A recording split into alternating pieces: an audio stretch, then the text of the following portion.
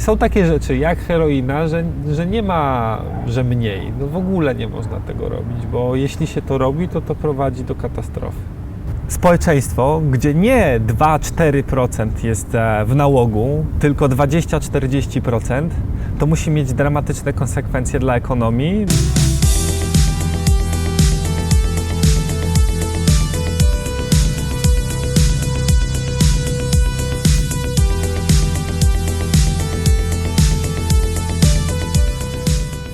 Instagram jest niebezpieczny pod tym względem, że on miesza różne treści, bo tam jest także widoczek góry, widoczek z plaży, torcik, samica z drugiego końca świata, która setki tysięcy dolarów i dziesiątki godzin poświęca i filtry poświęca na to, jak wygląda.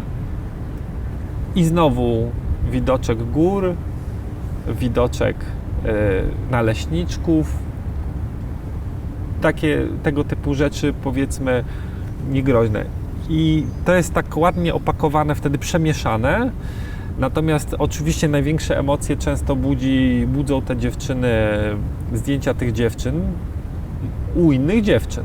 I potem całkiem fajne dziewczyny też chorują od tego, bo się czują brzydsze, grubsze, gorszą cerę, gorsze włosy, gorsze wszystko. Bardzo nas to atakuje. Osłabia naszą czujność emocjonalną, a potem nas uderza czymś nierzeczywistym. Tak. I wpędza w smutki. I wpędza w smutki, zaburza naszą percepcję. Siebie, świata, naszych znajomych, koleżanek i doprowadza do tego, że nie tyle, że chcemy do tego dążyć, co bardzo często przyjmujemy autodestrukcyjny sposób bycia. Widziałem to wiele razy już, wiesz, że tak to właśnie działa.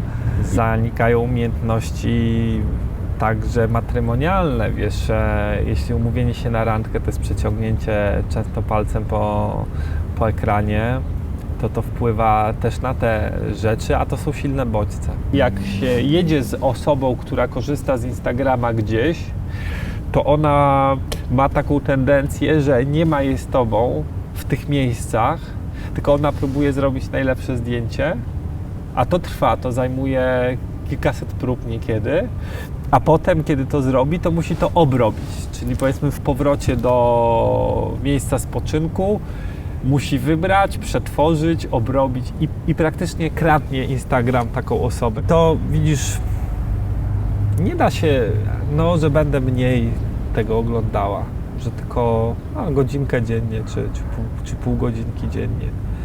To jest jak z heroiną, wiesz. Są takie rzeczy jak heroina, że nie ma, że mniej. No w ogóle nie można tego robić, bo jeśli się to robi, to prowadzi do katastrofy. I to jest jedna z takich rzeczy. Nikt mi nie wmówi, że przeglądając Instagrama jesteś w stanie się zastanowić nad sobą, podjąć decyzję, zastanowić się, jak je wdrożyć, zrobić coś ze swoim życiem. To nie jest moment na to. Jak nic nie robisz, jak patrzysz w ten przysłowiowy sufit, jak siedzisz samemu, czekasz na kogoś, jak jesteś pod prysznicem, czy bez telefonu, to wtedy jesteś w stanie wpaść na pewne rzeczy, jak zmienić swoje życie. Na Instagramie większość tych treści jest totalnie głupia. Tam ze świecą szukać połowicznie głupich. No bo co tam może być połowicznie głupie tylko? Zupełnie mądrych to ja tam nie sądzę, żeby były. Natomiast co tam może być połowicznie? No może powiedzmy promocja kultury, sztuki, może promocja mody, chociaż to też jest grząski. To jest grząskie stwierdzenie. Z tą sztuką może, ale tego chyba nie ma dużo. Znaczy zależy, kogo obserwujesz. Ale mimo wszystko gdzieś tam jakby Instagram jest skonstruowany tak, że mimo twoich wyborów, które obserwujesz, on ci podrzuci jedną, dwie informacje, które gdzieś nie do końca muszą spełniać twoje zainteresowania. A jednocześnie mogą cię wpędzić w te smuteczki. Potworne konsekwencje, wiesz, to trzeba pomyśleć o tym, jakie to będzie miało konsekwencje dla ekonomii świata, bo jakaś tam część jest w Second Life'ach, jakaś część jest e-sportowcami, jakaś część po prostu przegląda Instagrama czy internet w innych miejscach. Ogólnie to daje bardzo duży wycinek ludności. która przy tej górze długów i psującej się demografii powinna pracować, powinien pot im cieknąć za uszami, żeby była szansa podtrzymania tego systemu, natomiast oni uciekają, system upadnie, system się zmieni.